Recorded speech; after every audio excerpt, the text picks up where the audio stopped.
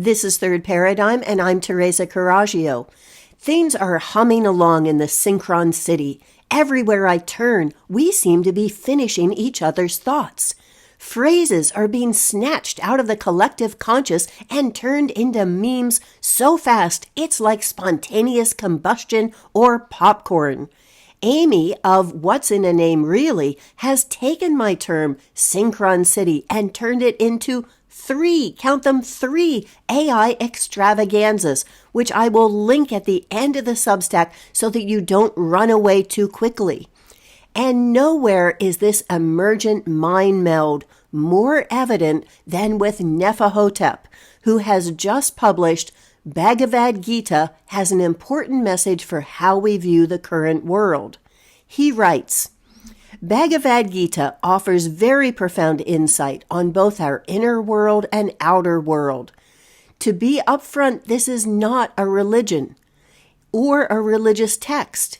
First, I must point out that I am not trying to sell anyone on my own spiritual path or what others might call beliefs. I have no beliefs. That synchronized perfectly with what I was reading that morning about A Course in Miracles, and this intro quoted that it is only one form of the universal course. There are many thousands of other forms, all with the same outcome, and it is also not a belief system. It continued, it could be said that in many ways the Course adopts an Eastern picture of both this world and of true reality. Their commonalities might be stated thusly. 1. This world we live in, this massive panorama of innumerable separate bodies, all moving through separate places and separate times, this world of suffering, of disease, old age, and death is an illusion. It is not reality at all, but is only a dream.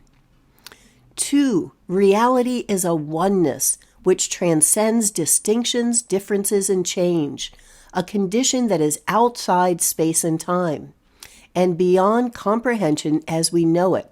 It is this condition that we truly are. And 3. The goal of life, then, is not focused in this world, on amassing worldly power, fortune, or pleasure. Our goal is to wake up, to realize who we really are, to unloose our attachments to this world, and awaken into unlimited bliss.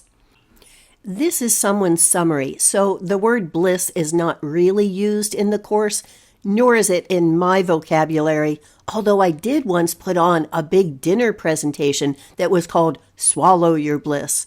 But when I was reading Nefahotep on the Bhagavad Gita, it struck me with how many parallels there were to the Course, to the Gnostic Gospel of Philip, and also to an article that Vanessa Beeley recommended to me called Resistance Justified, and it was on Unmasking Deceptive Neutrality.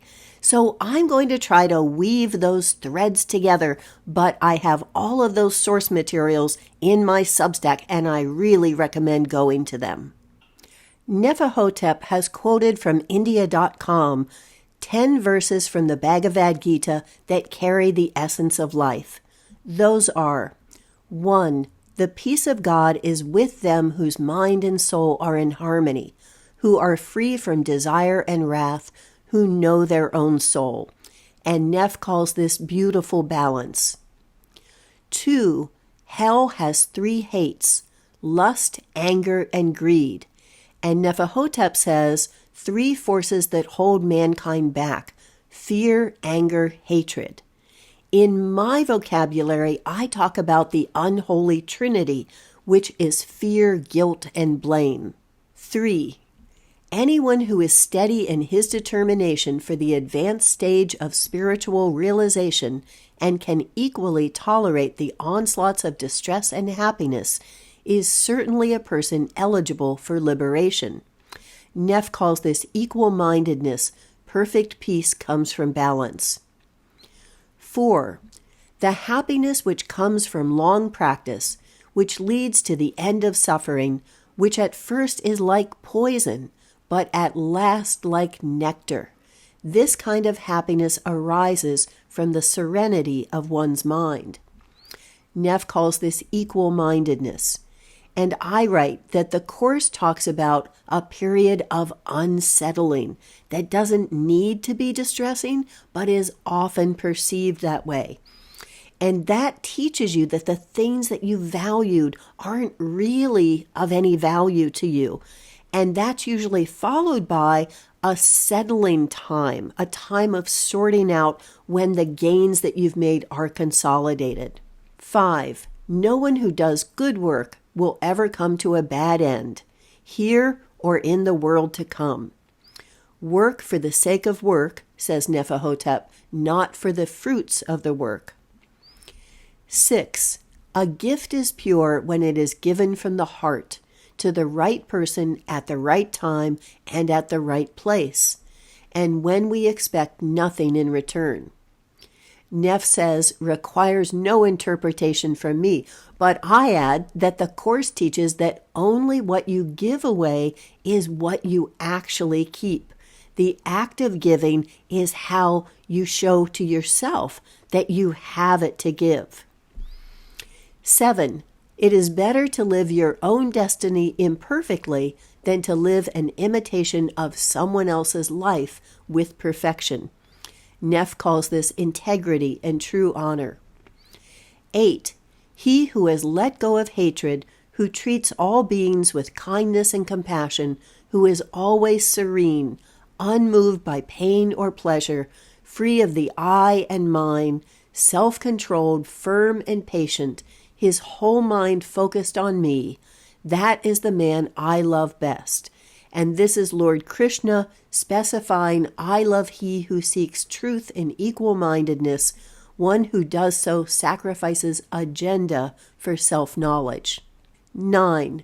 You have the right to work, but never to the fruits of work. You should never engage in action for the sake of reward, nor should you long for inaction.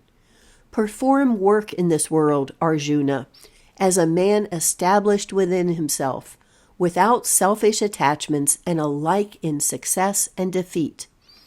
And this Neff calls equal-mindedness work for the sake of the work itself. 10. The non-permanent appearance of happiness and distress and their disappearance in due course are like the appearance and disappearance of winter and summer seasons. They arise from sense perception, and one must learn to tolerate them without being disturbed. This is called equal-mindedness.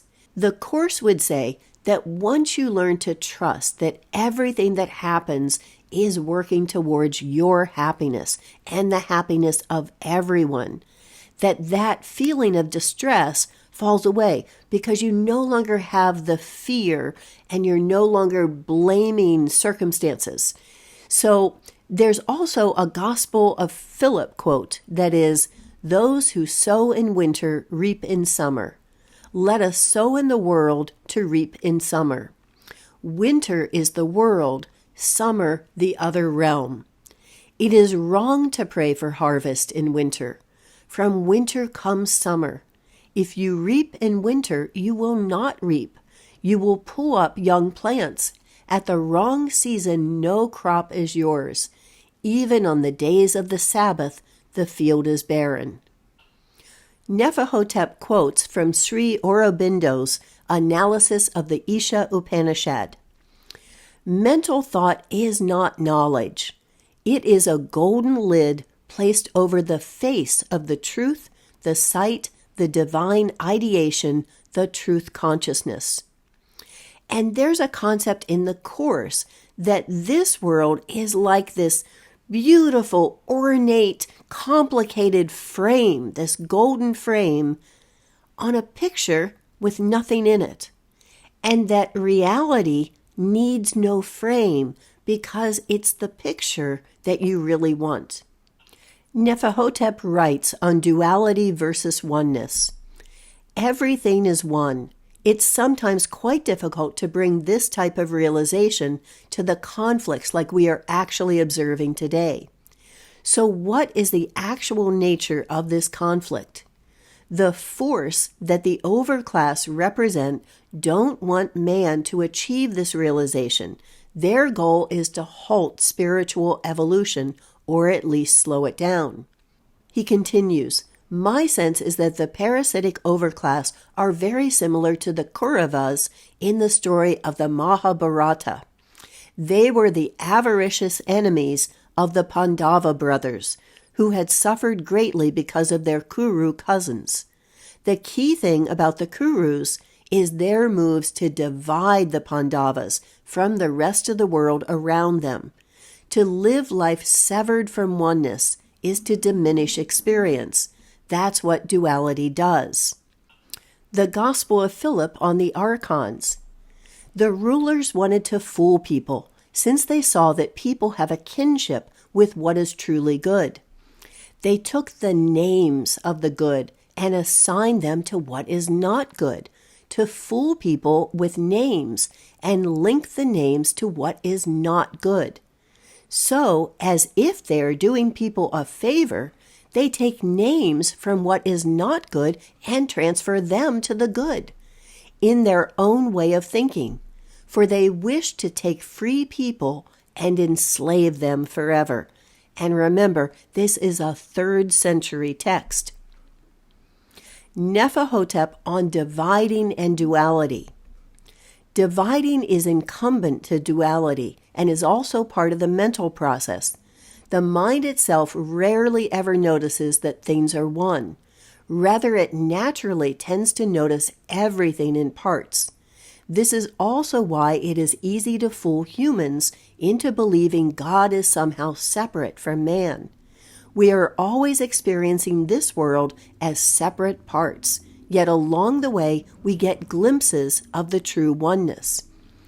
And what I've said before is that the eye is made to make distinctions, but the mind is made to make connections. Neph summarizes an important message in the Bhagavad Gita as, we have never been born and we have never died. Life is a movement of consciousness. It is not exclusively physical the way we experience it. The body is only an outward functionary of being. It is transitory.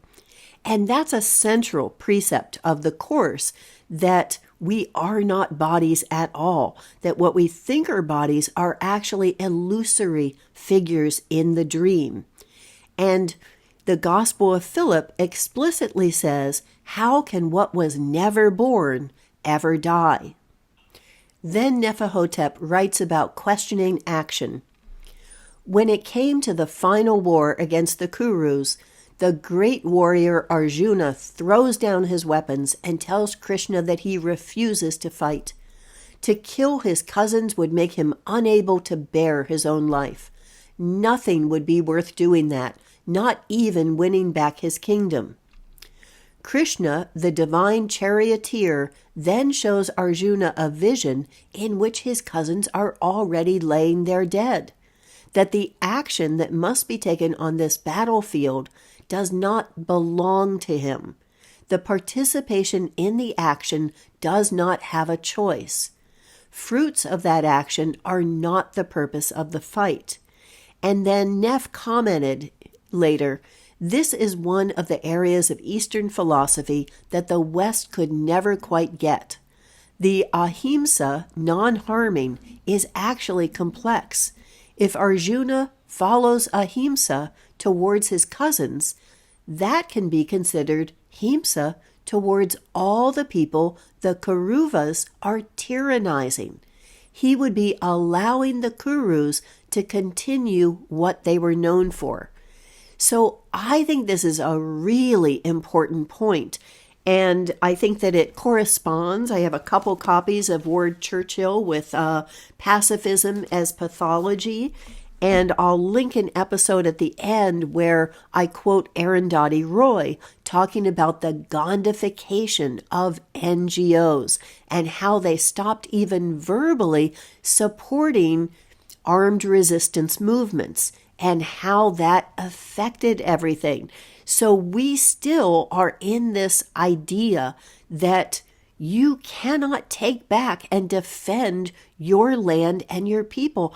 And that's completely backwards, that it is doing violence. It is participating in the violence against those people to allow an aggressor to do those things to them.